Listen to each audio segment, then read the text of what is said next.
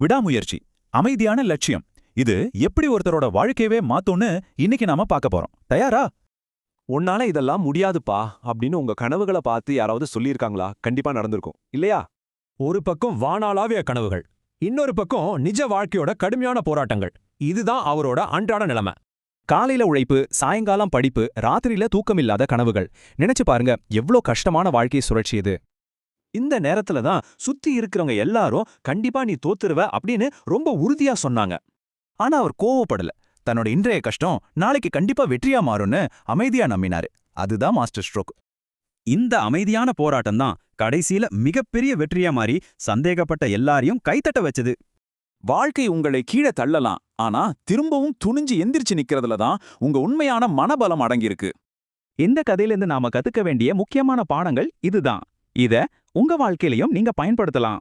சோதனைகள் வரும்போது மீண்டும் எழுந்து நிக்கிற அந்த மனதைரியம் உங்களுக்குள்ள இருக்கா? கொஞ்சம் ஆழமா யோசிச்சு பாருங்க.